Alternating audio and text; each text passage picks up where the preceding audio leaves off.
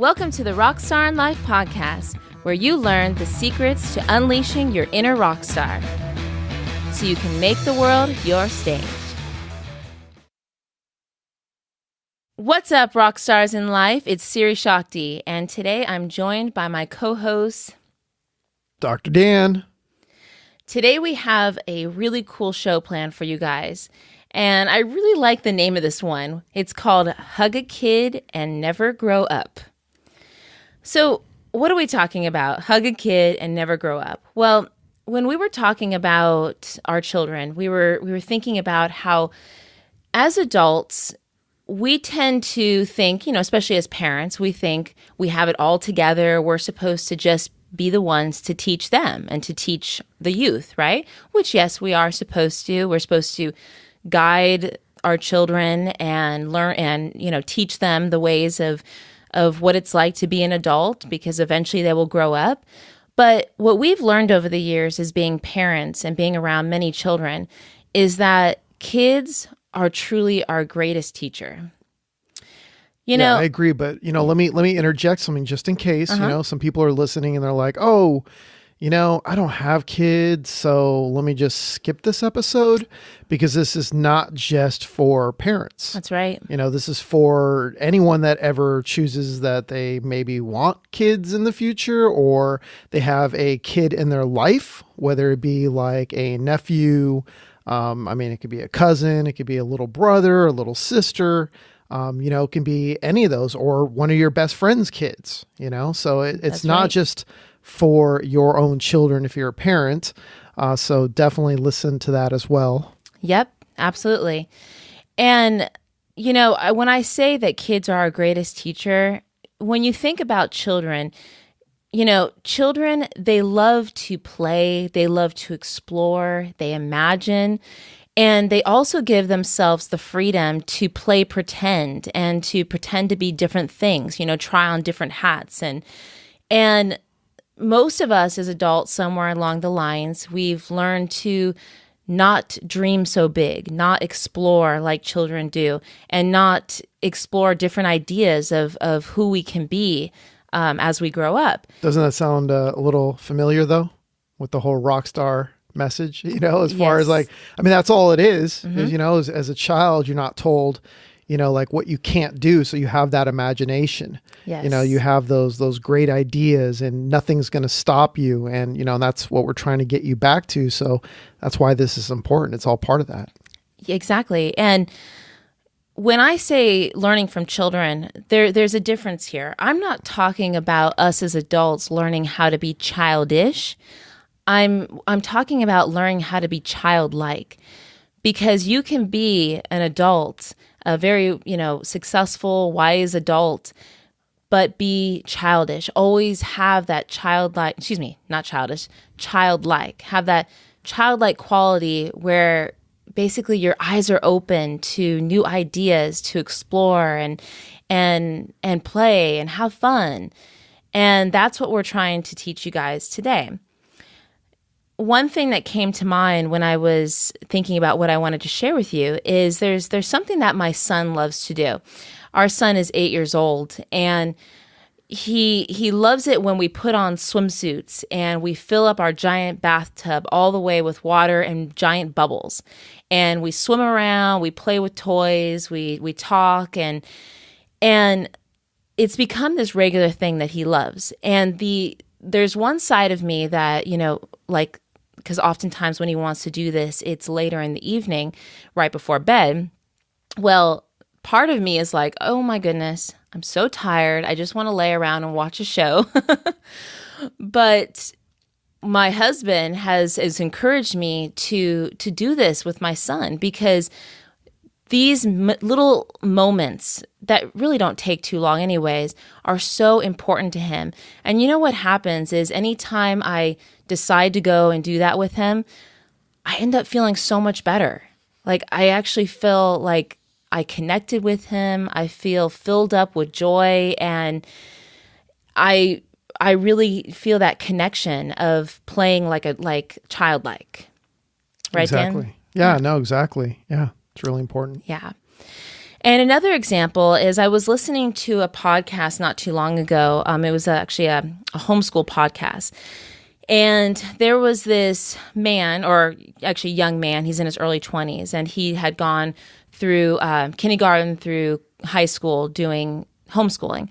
And now he decided he wanted to be a nanny just for a few years to this family that he knows. And exactly like I experienced, he said very clearly that he's taken this job as a way to also research how children behave and how we as adults interact with children. And he says there's many times that they will want to do something, they'll want to play something, or, play make-believe or play at the park, and he's not feeling in the mood, right? He's feeling like kind of like a jaded adult, right? Tired, grumpy, just wants to sit around. And this is, he said this, but he pushes himself to play with them, to interact with them, and do the things that they want to do, regardless of if he's into it or not. And the same experience that I shared with you, he says every time he ends up having so much fun, and afterwards he feels so much better. And he said very clearly, kids know how to feel good. They know how to take care of themselves by playing and having fun like this. And so he says that children are his greatest teacher.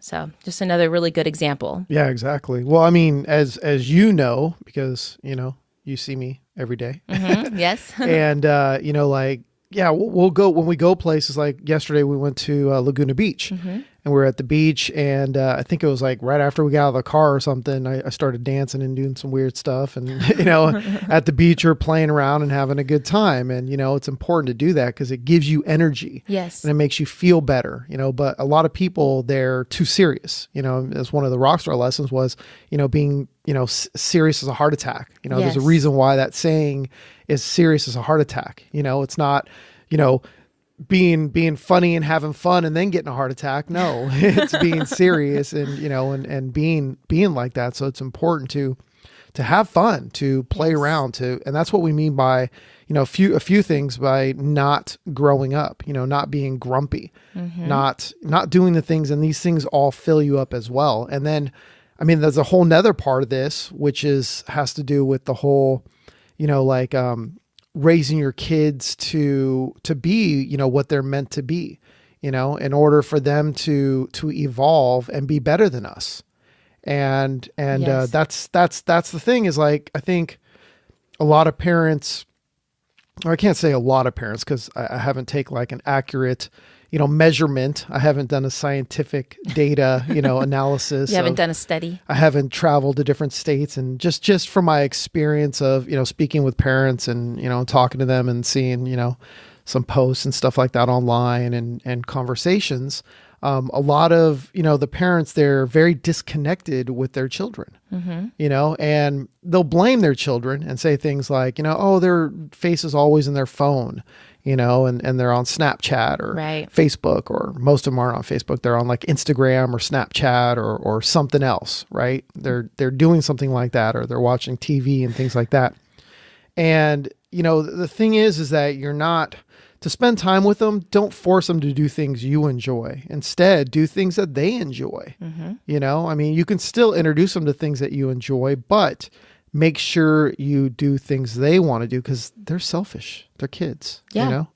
They're not thinking like, oh, dad, yeah, do what you want to do usually, I mean, it's not bad. It's not bad that they're selfish. It's actually, part of their DNA is that they need to be selfish because, as children, especially when they're young, they can't protect themselves. So it's kind of like ingrained in them. It's in their DNA that if they don't, if they don't become selfish, then they would die. Yes. And survival. I do remember in our yoga teachers training, they were talking about that very thing, but it was talking about how their brains function, that before the age of 18, kids' brains, they can't access that center that actually fuels that sense of compassion. So they can learn to be good and to not get in trouble, or to get praise from their parents. So, but that being good and behaving good is different than that actual sense of emotional compassion that doesn't come until later, until their brain can actually access those emotions. So yes, kids are naturally selfish. And I think a lot of parents, they either have never heard this before, or so they think that their kids should already be compassionate. Yeah, I don't know how many times I have to remind myself of this because, with our kids, when they do something wrong, how quick are they to say sorry, right? No. And then like 10 minutes later, they do the exact same thing and then say sorry again. And they do it over and over and over again.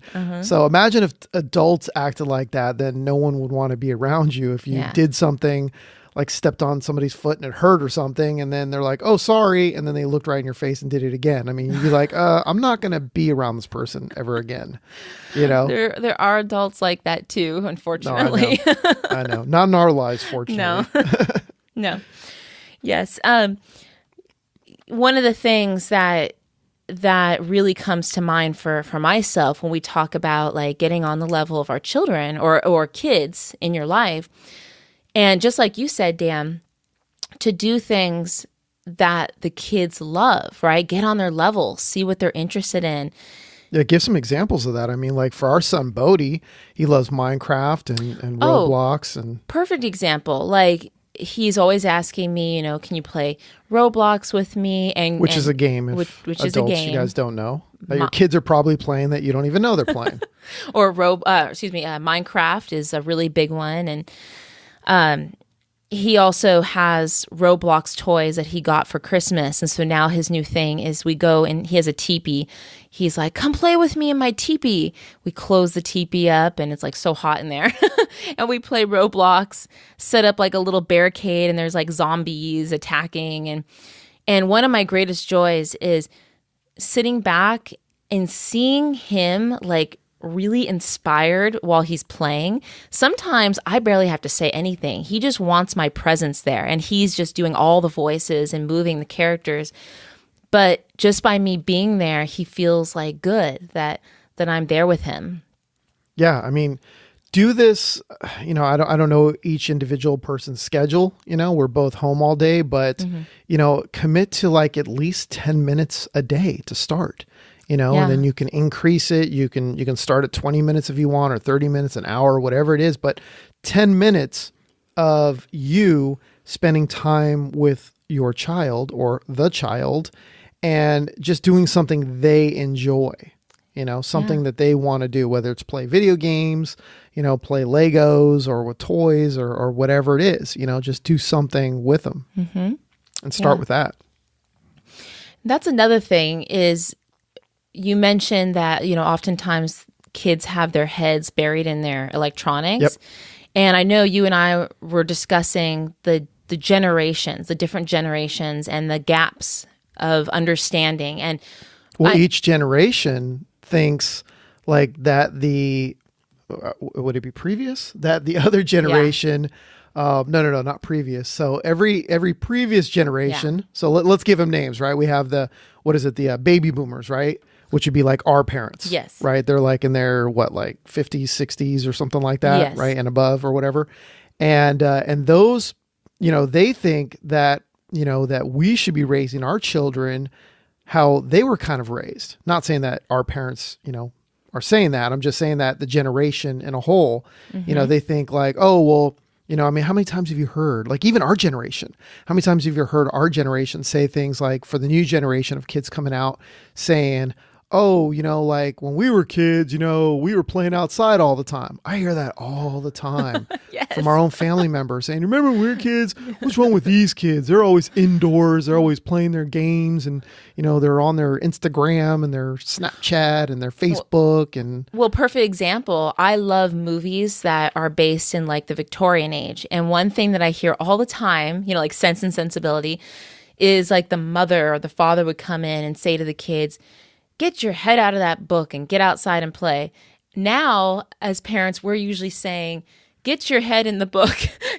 Instead it's read more. And Or go instead play it's, outside. well, now it's get your head out of the computer or you're off of your, Yeah. out of your phone and go play outside. So it's all just relative. Now, and again, we're not saying like, oh, well, then our kids should be on the computer for, No. 10 hours or whatever a day. No, that's not healthy. It's in a moderation. But I had this discussion with one of my friends that I do business with.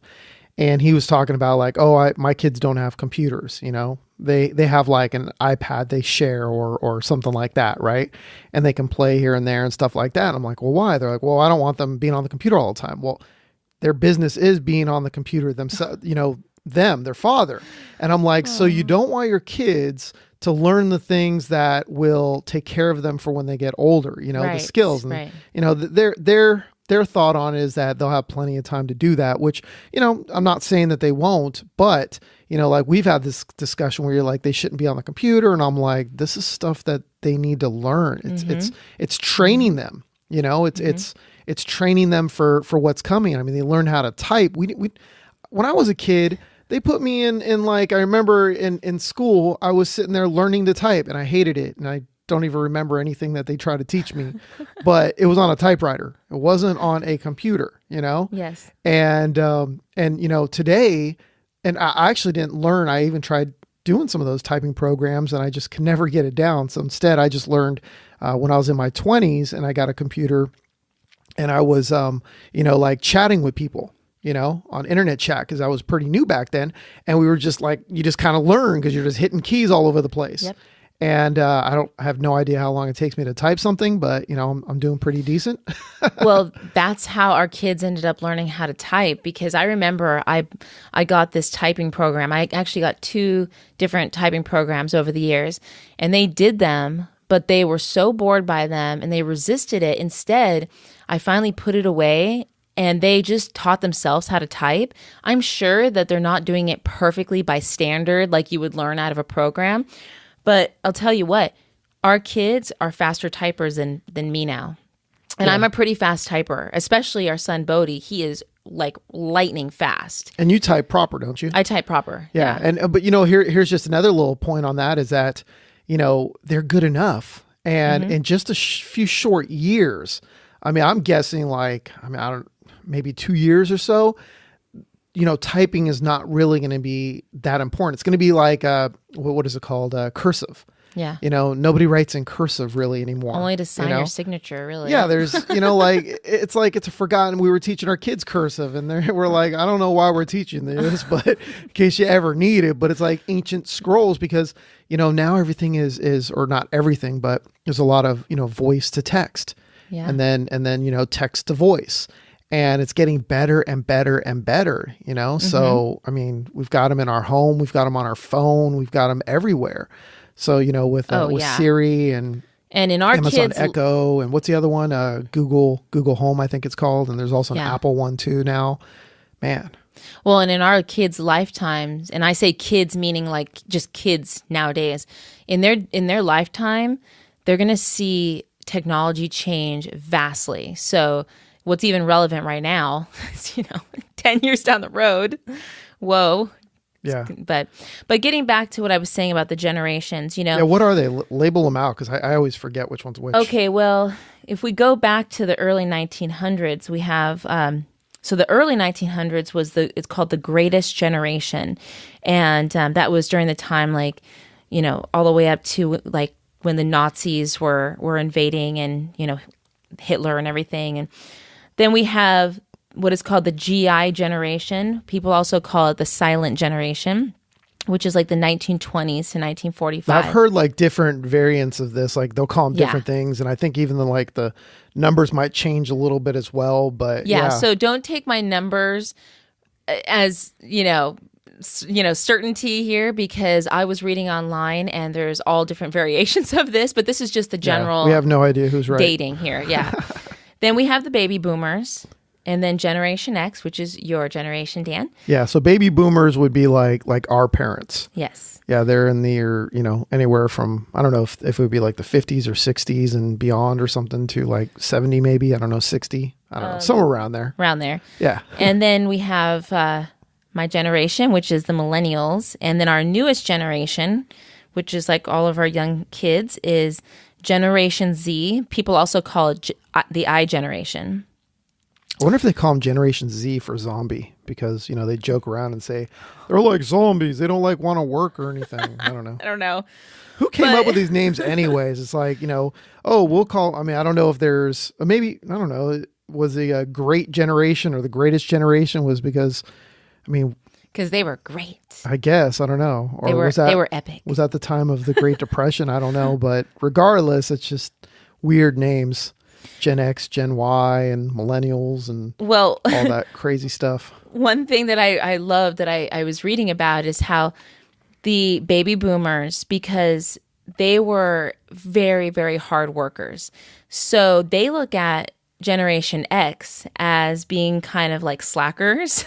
And I'm not talking about everyone, but this is just a general, idea. Well, let's give some contrast to that though. Like I like how you're saying that, and I want you to get to that point. But let's talk about that for a second because I think that's important. Is that each generation? Oh, go ahead. What were you I was going to say the other thing that goes with that is because they call them slackers because Generation X, what was really important to them was having more work-life balance compared to their parents. Yeah. So, if you look at, let's say, okay, so what was before the baby boomers again? The GI generation. All right. And if there's another name, then there's another name as well. Because I remember reading a different name to that as well. That generation, the parents stayed home. Yep. Or not the parents, I'm sorry, the mom. Yeah. The mom stayed home, so she took care of the kids, and then it wasn't until the baby boomers, and that's why you were talking about like, how they, the hard workers, right? Yes. Because all of a sudden, women were like, I don't want to say forced into the workforce, but they had the choice. Mm-hmm. But I think because they weren't allowed, they wanted to, right? Mm-hmm. Which is great. But I think my guess, because I'm not from that generation, but I would assume, I would like to, think that a lot of women that didn't want to work felt like they had to work. Right. Because it was like either their duty or friends pressured them into it and the only reason I say this is because even though you're not from the baby boomers, how many working women have tried to guilt you to work? They're like, you should have a job. You should have a job. Like it was kind of an idea of then you have your independence and your own money. Yeah. It's like, seriously, you do what you want to do. When you told me that, I was like, yeah, you do whatever you want to do.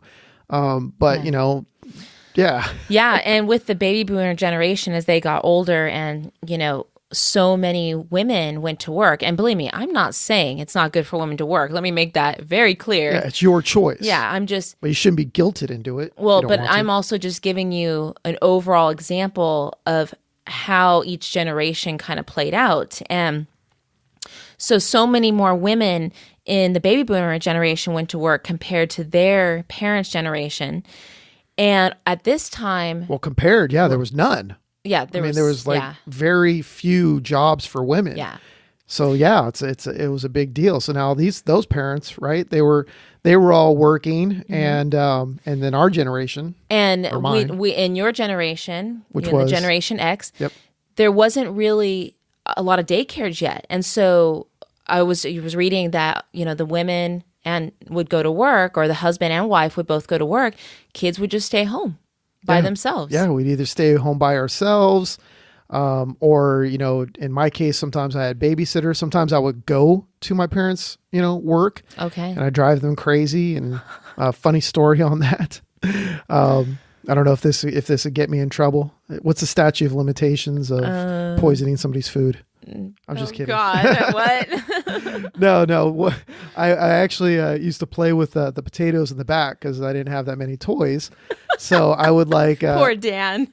Yeah, well, back then the toys were the size of a truck. They were big and heavy, and you couldn't transport them from one place to another. No, I'm just kidding. Were you from the dark ages? Well, no, but we didn't have Polly Nintendo or any of that. We didn't have those game consoles. We didn't have flat screen TVs or anything. The TVs weighed 150 pounds for a small TV, right? Yeah. So I remember, I had toys and stuff, and I'd play in the back of the restaurant because they own a restaurant, and I would pretend like the potatoes are battling each other, and I stabbed him. And I think at one point I put a Band-Aid on one of the potatoes because he got injured, right? So I guess they that one, because my dad would usually like grab them and throw them away and stuff, if I played with them.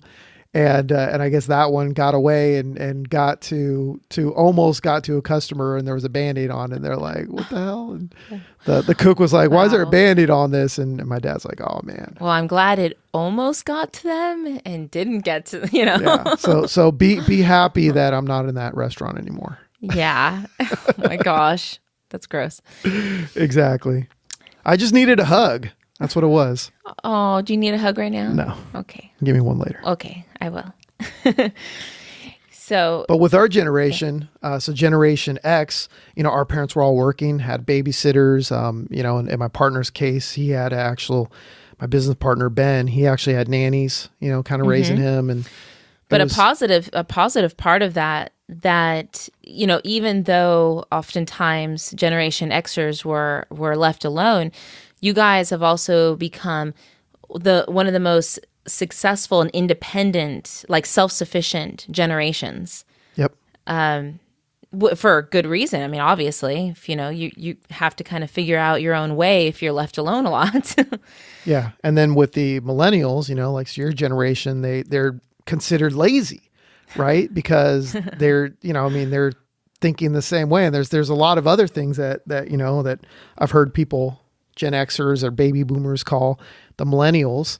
But, the reality is that, now I know for us, we do that, kind of like an attachment parenting. Yeah. Where we're there for our kids. Mm-hmm. We tell them we love them and we're with them all the time, and we do stuff with them all the time. Yeah.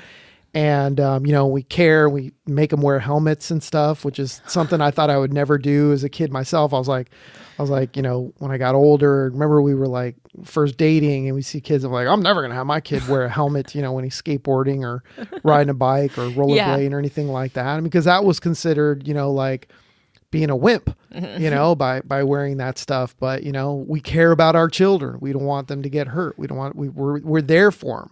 We don't just leave them, at home by themselves. Yeah.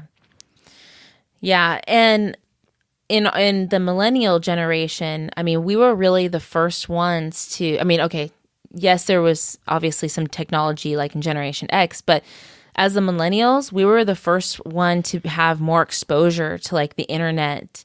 And so, that opened up this whole other world for our generation that I think really shifted how we learned things. I mean, it was really during our formidable years that this was coming out. I mean, I can remember in high school sitting on the computer like all night talking to people on AOL. And that was such a new thing, Yeah, I was doing Irk Chat.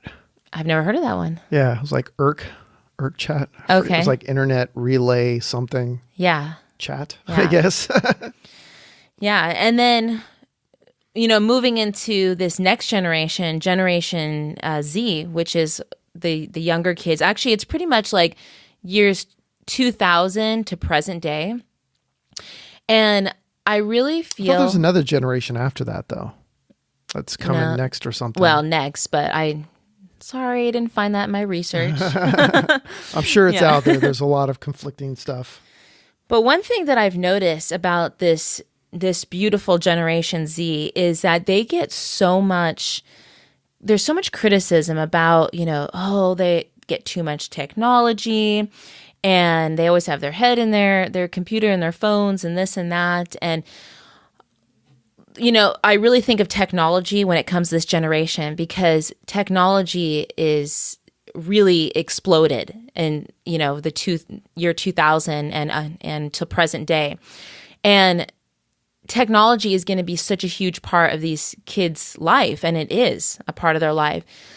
So as adults, it is our opportunity and our responsibility to teach them that balance. It's not like we said, or Dan was saying, it's not about letting them just bury their head in their computer for 10 hours a day, right? Yeah. You got to teach them balance. Yeah. And it's important to understand that, there's no well, I guess, I mean, we're all kind of guessing moving forward, but no past generation knows better than the future generation. I guess in a way, I can't say about everything, but without us allowing, as our kids get older, without allowing them, and this is something we tell our kids, our kids say like, you always think you're right, I've heard that many times. Yeah, many times. And I'm like, well, in this case I am, but I'll tell you what, if you can prove me wrong, I'm willing to accept that I'm wrong. I mean, be willing to accept if you're wrong and you made a mistake, and I tell them, I say, hey, look, I mean, I know quite a bit, and if I don't, I'll look it up, and I don't mind being wrong, I can take my ego out of that. Yeah, of course, I'd like to be right every single time. But, it's just, I know that's not possible. But, I mean, you kind of got to guide them and protect them and let them know. This is something I let our kids know all the time is that, hey, I'm here to guide you and help you avoid a lot of the mistakes, that I've made and that, your mom, that we've made, growing up. And there's going to be things that you teach us and that you're going to learn on your own. And we want you to be better than us. Yeah, we say that to them a lot. Yeah, we want you to be smarter than us, better than us, and all that. So we also give them the ability to learn those things. Like we give them that leeway. We say, hey, we want you to be better than us. We're not trying to hold you back at all. Yeah. And if we're wrong, we're willing to accept, that we made a mistake. Yes. And with this new generation, I really feel like as adults, we need to give them more respect and more understanding.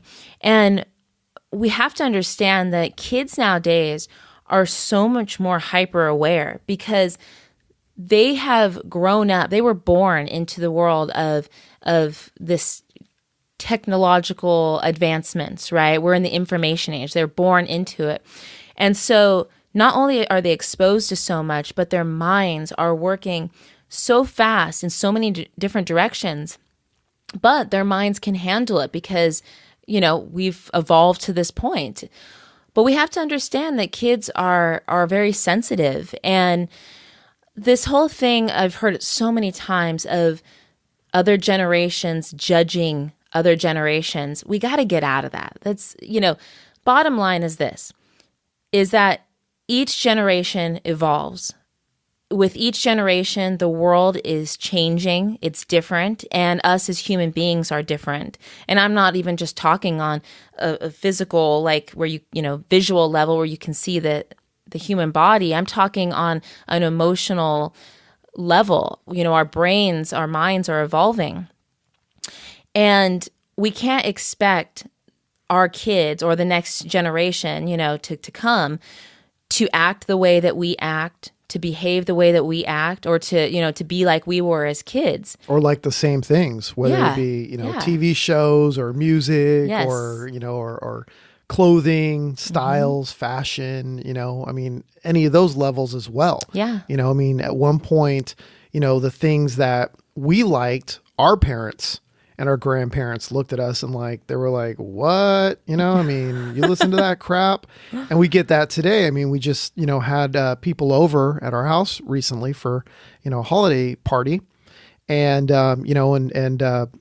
we were talking about, one of the YouTube shows, and we were showing that. It was actually, in case you guys, a lot of you parents or older generation probably never heard of Jake Paul or Logan Paul. Mm-hmm. And they have YouTube channels that have close to 10 million or above 10 million subscribers. I don't remember which one has which, but they're around there.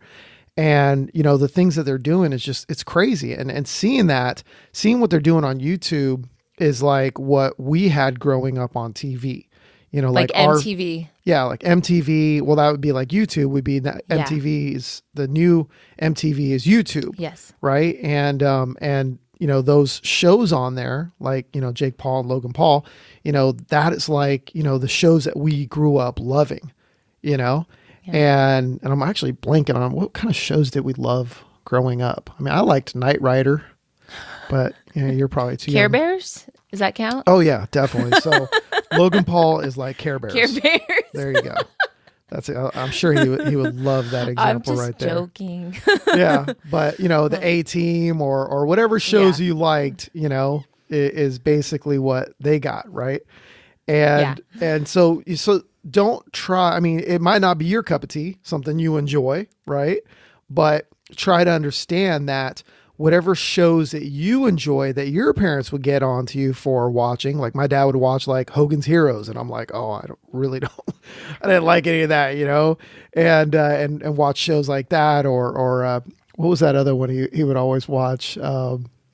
Oh man, I know you watch Mr. Bean, which I like some of his movies, but back when I was younger and he would watch his shows, or Star Trek, or he would watch a lot of old Western shows too, and stuff like that. Yeah. So, I mean, each generation is going to have their thing that they enjoy.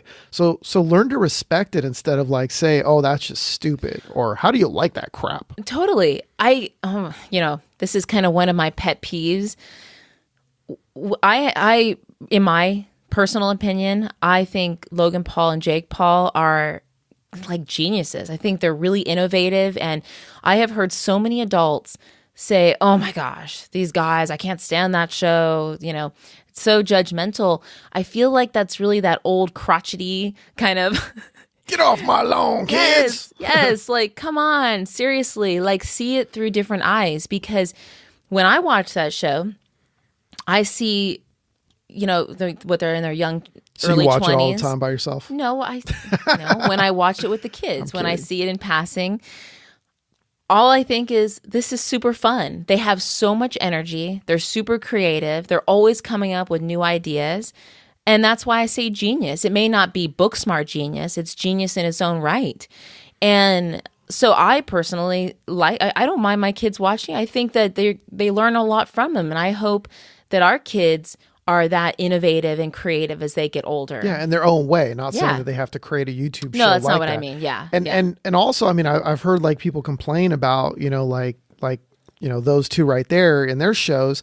Like, what was it? I remember seeing something about, because now they're getting like offered like, like roles in like movies and stuff like that, and bigger movies, Hollywood movies. And I've heard like Hollywood A-listers say like, I'll never work with that person, or, they didn't have to, they didn't work hard like we had to in order to, get these roles. They didn't go to a proper, school for the arts, to acting school, or have acting coaches and things like that. Well, I mean, I look at it the opposite. And I've heard Logan Paul say this as well. Is like, look, these guys, yeah, sure, they didn't have traditional teachings. They didn't work their way up the ranks in Hollywood, but man, they had to build an audience from scratch.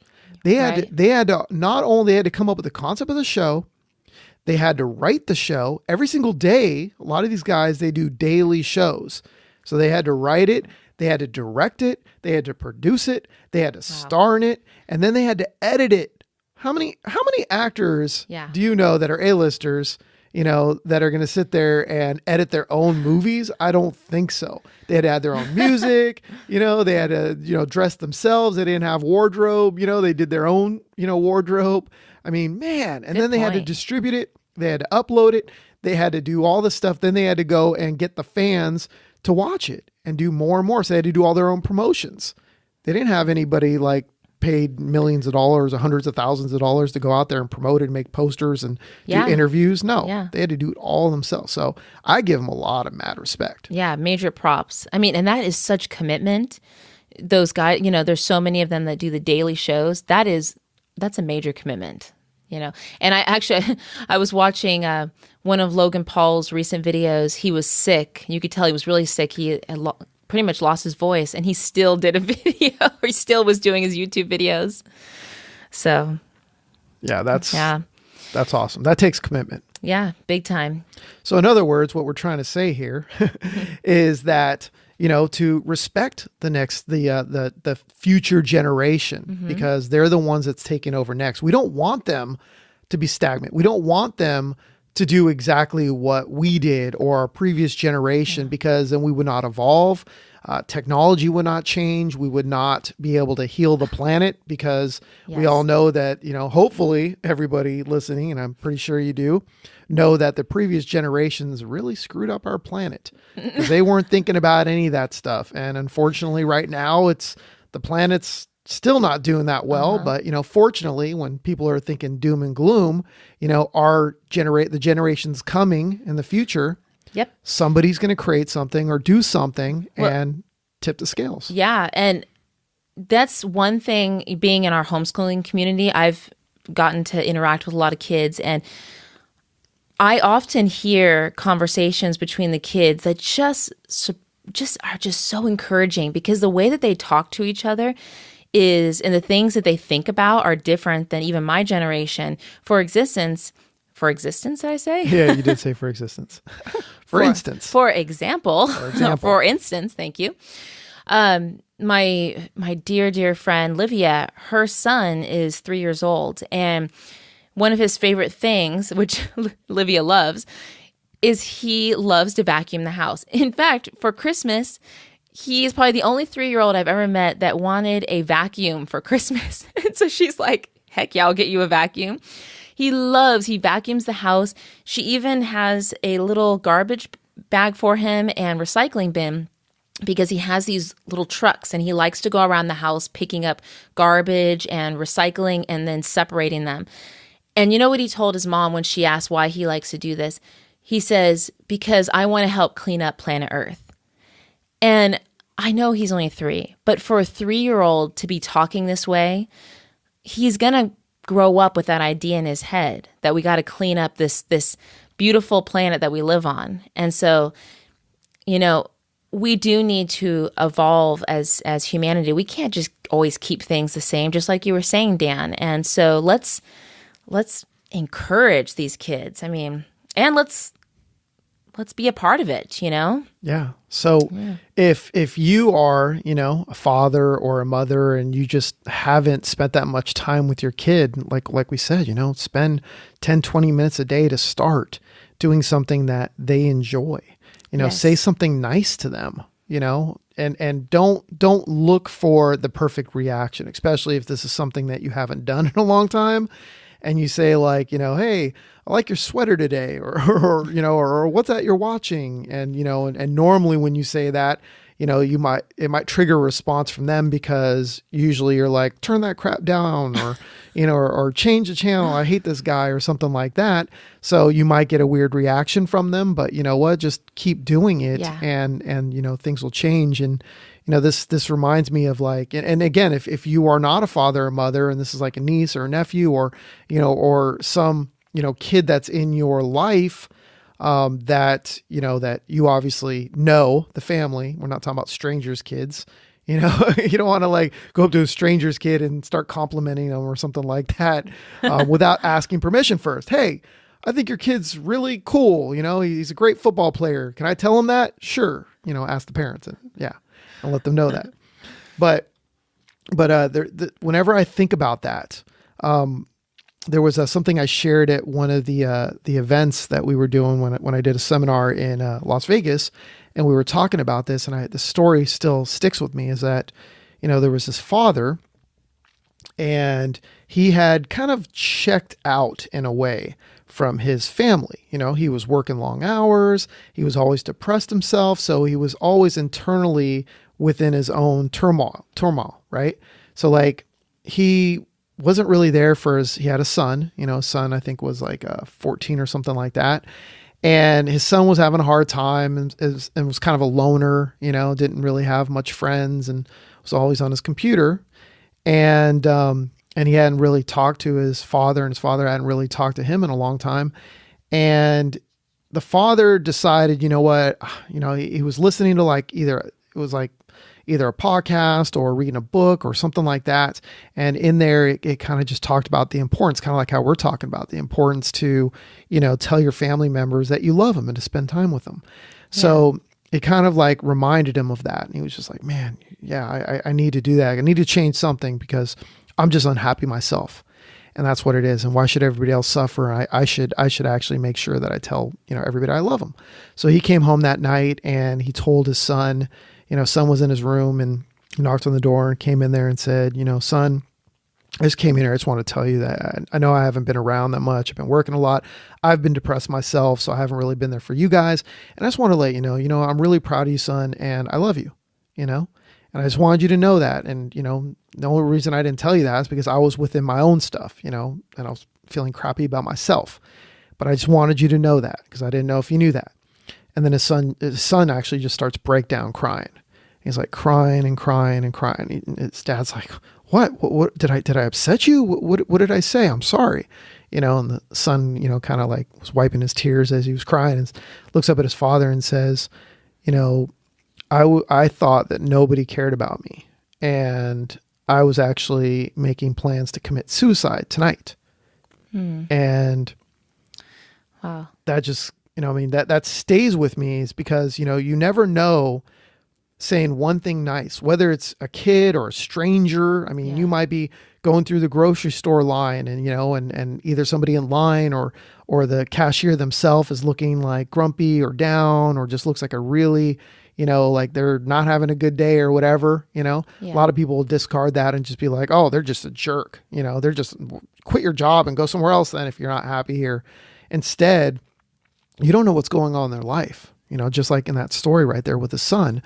And one little bit of kindness could actually shift everything, and you never know, and I like to say it's kind of like, the domino effect, or like, well, I forgot what that movie was called, but there was a movie where, it's kind of like the multi-level marketing of good deeds, where you like do one good deed for one person, and then the other person does a good deed, and then three more, and then three more, and then three more. And it just keeps growing. Like you're telling like people like, oh, go out and pass on the good deed, And that's kind of what happens there, is you never know, like you speaking to a child and telling them how proud you are of them. And then all of a sudden they're feeling great, and they do the same thing and tell somebody else something nice, because now they're feeling good about themselves, or in the grocery store or whatever.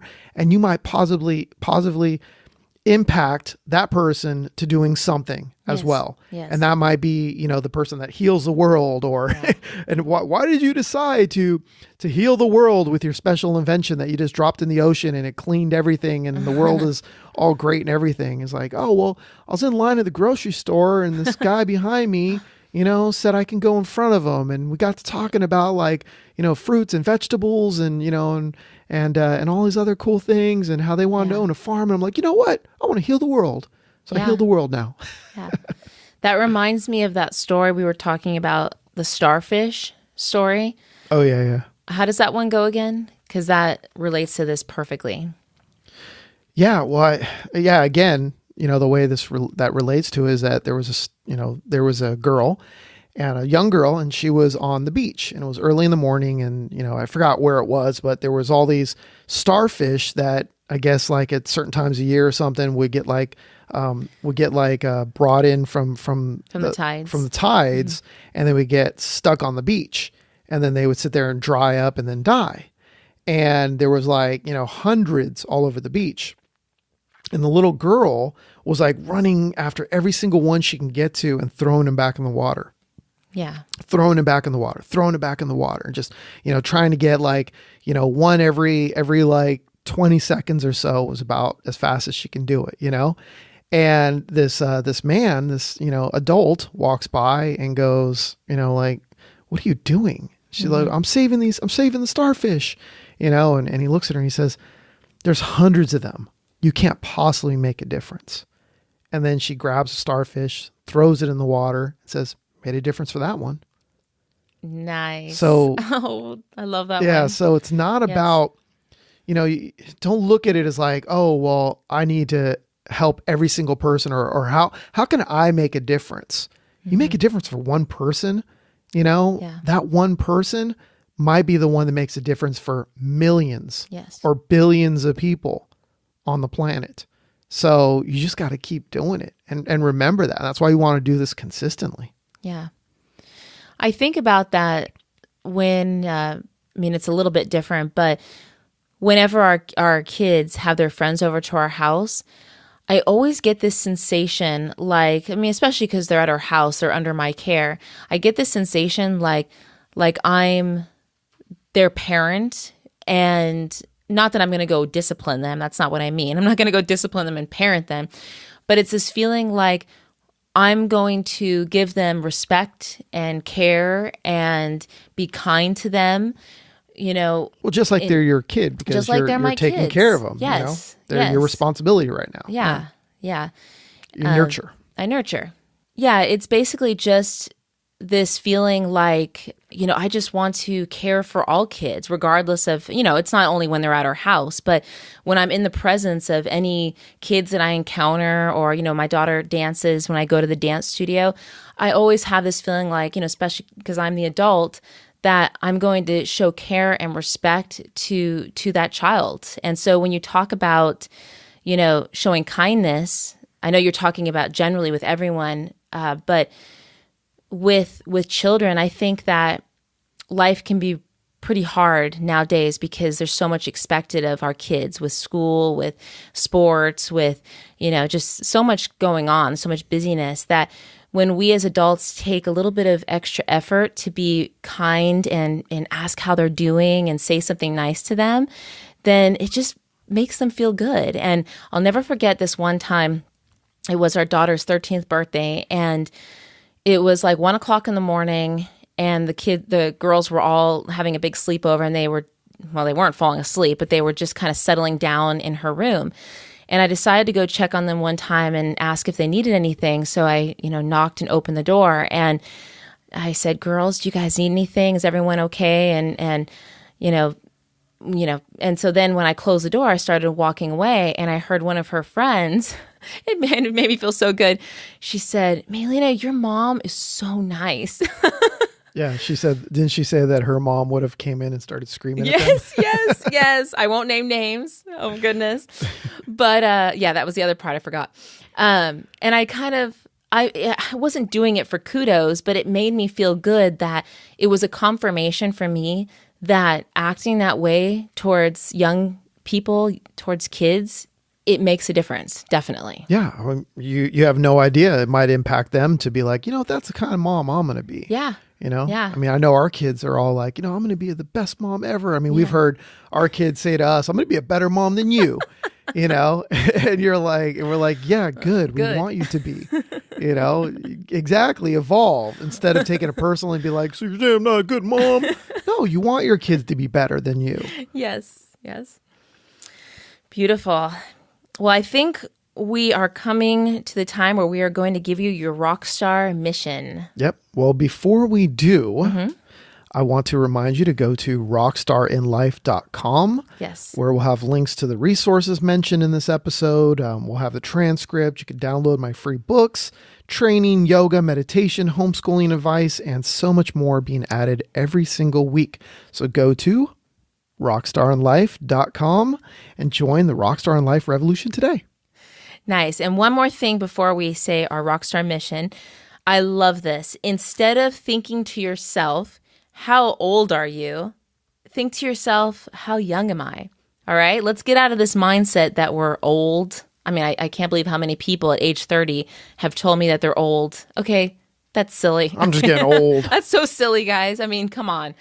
So, and even you can play around with this when you meet someone. Instead of saying, "How old are you?" "How young are you?" And just see their reaction. It's fun. Exactly. All right. So we're ready for the Rockstar Mission? We're ready. All right. So your Rockstar Mission for today, if you choose to take it on, which we hope you do, is to say something nice to your kid, your child, or, the kid in your life, that your friends, family, or whatever it is, or all of them, preferably all of them, right? Yes. Say at least one good thing to them, right? Okay. And commit to do this at least one time per a week, at least, and journal it and keep track. So when we say one good thing to them, we're talking about obviously saying, something like either compliment them or tell them, how they're great at something, or, anything like that. Nice. Like, what are some examples? Give some examples. Well, it could be, I encourage you to compliment them on something that they're doing that you're maybe not even interested in. Like, for instance, when my son is playing his game, I'll make a conscious, effort to... Well, he'll ask. He'll say like, oh, do you like what I built here in Minecraft or Roblox? See my new outfit on Roblox? Yes. But sometimes he doesn't even ask me. Sometimes I'll just walk by and I'll kind of lean over and see what he's doing and compliment him. Or like when he's playing Minecraft and he's building something, I'm like, wow, you built that? That looks so awesome. And, I'm not necessarily interested in it, but I'm making myself see the value in what he's doing. Exactly, because he put effort and time and cares about those kind of things. So again, commit to doing this at least once per week. Journal, keep track. Also by writing down how they reacted, so you can keep track of that. And also if you notice any difference in them after doing that, and also in yourself. Yeah. Like how you've kind of changed or how it made you feel. If it made you feel good or nervous or whatever it is. And then that way you're able to keep track of like what it is, what it's done for you. And then as far as, obviously you could do this more than once a week, once a day is great, but if you don't see them once a day, then obviously you have to do it when you see them. Also commit to spending at least 10 minutes a day doing something they enjoy, kind of how we talked about that. More is obviously better. So if you could do 20 minutes or 30 minutes or an hour or whatever it is you can commit to, do at least 10 minutes to start per day. Now, obviously, if you don't see your child every day, or if it's another child and you don't see them every day and it's, family friend or one of your family members, then do it as often as you see them. Just spend 10, 20 minutes either doing or talking about something they enjoy. Yeah. And I'll just say, I know what I'm going to commit to because I could do better in this area too. Our 16-year-old daughter, she loves drawing, and I'm an artist myself. I love drawing. So I'm going to commit to spending time with her each week, sitting down and drawing with her. So that's one of the things I'm going to do. I love it. Yeah. Well, that's it. So do all those things that we talked about and make sure to make that commitment today, right now. Right? Go do it. Yep. Get to it. Awesome. All right, everybody. Be a rock star in your life. And make the world your stage.